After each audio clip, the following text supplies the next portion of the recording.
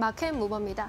이번 주에 여러 사람들의 눈길을 끌고 있는 뉴스가 있습니다. 바로 농심이 2년 6개월 만에 제품 가격을 인상한다는 소식인데요. 농심은 17개 제품 가격을 평균적으로 7.2% 인상할 예정이라고 전했습니다. 이에 따라서 신라면의 경우에는요, 소매 가격 기준으로 1,000원으로 올라가게 되고요. 새우깡 역시 1,500원으로 올라가게 됩니다. 정말 월급 빼고 모든 것이 다 오른다라는 말이 실감되는 순간입니다. 하지만 이렇게 소비자 입장에선 좀 마음 아픈 소식이지만요. 음식료주의 경우에는 분명한 호재가 되어주고 있습니다. 마진 개선 전망 속에 음식료 업종 동반 강세 흐름 나타나고 있고요. 또 농심을 시작으로 다른 음식료 업종 내에서 기업들이 제품 인상의 가격을 인상할 것이다라는 전망들도 나타나고 있습니다.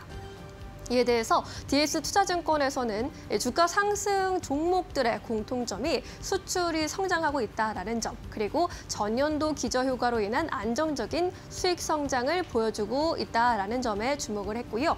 K푸드 모멘텀을 보유한 중소형주가 순환하면서 앞으로도 상승세를 이어갈 것으로 전망하기도 했습니다.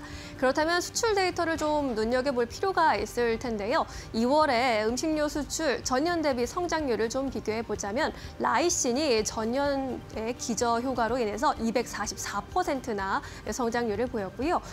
라면도 30%대 오름세 보였습니다. 이외에도 핫도그와 담배, 빙과 분유 역시 견조한 오름세를 보였는데요.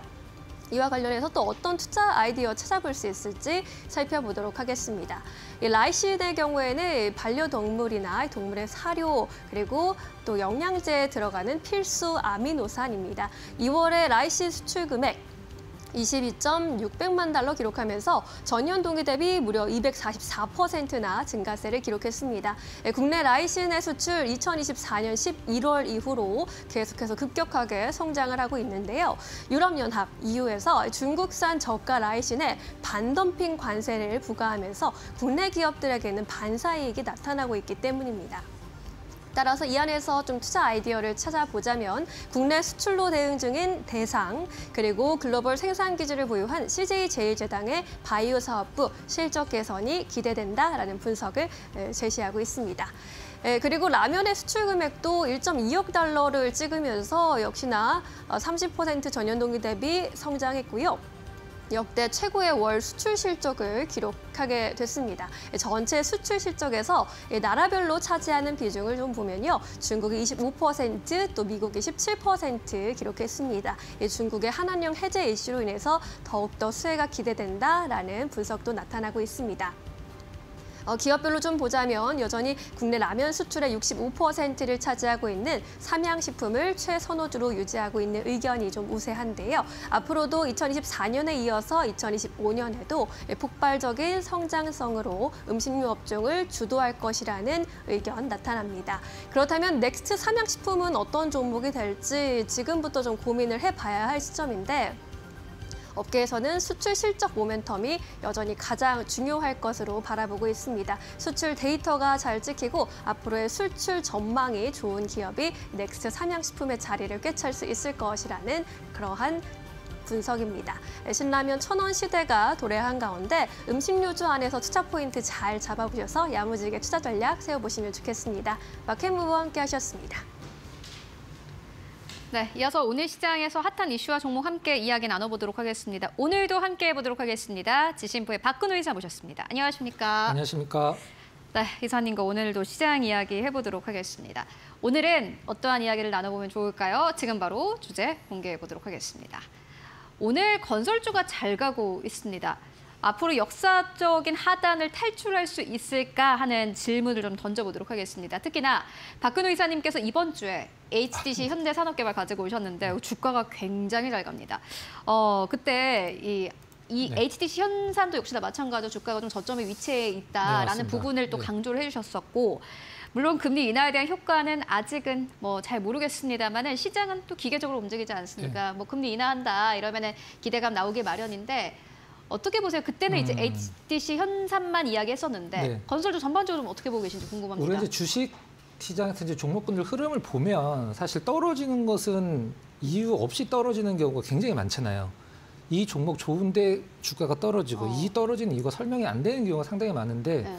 근데 시장은 다 안다고 하더라고요. 그렇죠. 상승하는 종목군들은 사실 이유와 명분이 있거든요. 이제 지금은 몰라도 나중 되면 이제 이래서 올랐구나라고 해서 이제 시장에 노출이 되는데 지금 뭐 다른 건설주들은 이제 대형 건설주들만 보면 사실 현대랑 대림, 그러니까 그 DL만 올라가고 있는 상황이에요. GS는 완전히 지금 시장에서 좀 약간 소외가 되고 있는 듯한 느낌인데 그 현대건설과 DL, ENC의 수급이 완전히 좀 다르죠. 현대 같은 경우는 이제 기관 중심으로 올라가고 있고, DL 같은 경우는 이제 외국인 위주로 이제 올라가고 있는데, 다만 두 기업 모두 기관 쪽 수급이 현대건설은 이제 기관이 가장 세긴 합니다만 연기금 위주로 매수라는 게 좀 약간 걸리는 듯한 느낌이고요. 지금 연기금이 시장에서 뭐 40 며칠인가? 어제 잠깐 쉬었고 40 며칠 연속 순매수를 보여주고 있었는데 연기금 매수가 그치면은 이 어떤 현대건설 쪽의 흐름이 어떻게 나올지 좀 궁금하고요. 다만 지금 시장에서 건설주들이 오르는 이유가 무엇인가 이제 기사들을 이렇게 보면 사실 저는 아니라고 생각을 하는데 우크라이나 재건 기대감이라고 기사가 많이 나오는데 시기상으로도 사실 맞지는 않습니다. 지금 우크라이나 재건 기대감을 오르는 대장주가 이제 대동기어인데 대동기어는 트럼프 당선되고 나서 조금 있다가 계속 오르기 시작했어요. 근데 현대건설 같은 경우는 1월 달 이제 뭐 DL도 마찬가지고 1월 중하순 사업도 올라서 우크라이나 재건 기대감은 아니고 다만 지금 건설사들을 시장에서 좋게 보는 이유는 뭐 금리 인하도 맞긴 합니다. 이제 금리 인하를 하면 아무래도 부채가 높은 건설사들한테 어떤 이자 부담감 좀 줄어들고 있는 상황이고 또 금리가 낮아지면은 그때 가장 많이 시장에서 좀 변화가 오는 게 이제 주택 구매욕이 높아지거든요. 그런 것 때문에 일단 뭐 건설사들 좋게 본다라고 하지만 실적에 영향을 바로 미칠 수 있는 건 아니죠. 근데 지금 지난 4분기서부터 실적에 영향을 미칠 수 있는 부분들이 이제 대형 건설사들 위주로 나오고 있는데 그게 뭐냐 하면 원가율이 하락을 하고 있다라고 이제 리포트들에서 많이 얘기를 하고 있어요. 원가율이 무엇 때문에 하락을 했을까? 그거는 사실 이렇게 별로 표현이 되진 않더라고요. 그럼 제가 말씀을 드려보면 원가율이 하락을 했다는 건 분양비가 비싸졌다는 뜻입니다. 그렇죠. 그렇게 이해를 하시면 될 것 같아요. 그래서 시장이 이제 건설주를 좋게 보는 이유는 모든 악재가 이제 다 상세는 되진 않았지만 나올 악재는 다 나왔다라고 해서 이제 뭐 더 떨어질 이유가 있을 것이냐. 저는 이게 가장 좋다라고 맞다라고 보고 있고 그다음에 연기금이 순매수 시작하면서 현대건설 같이 올랐거든요. 요 연기금 매수로 이제 현대건설의 중심 잡고 DL 따라가고. 근데 GS건설은 뭐 거의 오른 게 없습니다. 좀 약간 좀 편향된 듯한 느낌이긴 한데 개인적으로 전략을 말씀을 드리면 연기금이 지금 현재 매수 여력이 그래도 상당히 많이 남아 있는 걸로 알려져 있거든요. 그래서 추세 추정으로 봤을 때 좀 약간 건설주들 보면은 조정을 깊이 주는 날이 거의 없습니다. 조정을 주긴 주는데 상승 나오고 조정을 하루 이틀 정도 굉장히 얕게 한마디로 견조하게 주고 이제 올라가는데 뭐 나름대로 뭐 괜찮아 보이니까 일단 뭐 보유자분들은 보유를 하시고 신규 매수자분들은 뭐 지금 비중을 시키는 좀 힘들고요. 그래도 지금 건설주가 나름대로 대형주들 중에서 좋으니까 조금 담아본다. 이런 느낌은 뭐 나쁘지 않아 보입니다. 그러면 탑픽 종목 보시는 거 있으실까요? 뭐 현대건설을 봐야 될 것 같아요. 사실 현대건설 오르면서 분위기가 좋아졌으니까 현대건설이 꺾이면 다른 것들도 다 꺾인다라고 이제 가정을 해야 되니까 현대건설이 가장 좀 낫다 이렇게 뭐 생각을 하고 있습니다. 네, 알겠습니다. 현대건설. 특히나 기관 투자자들이 들어오는 종목은 현대건설입니다. 건설 쪽뿐만이 아니라 사실 현대건설은 지금 뭐 여러 가지 테마로도 묶여 있는 기업이기 때문에 앞으로 주목을 해보시면 좋을 것 같습니다. 이렇게 오늘 건설주 만나보고 왔고요.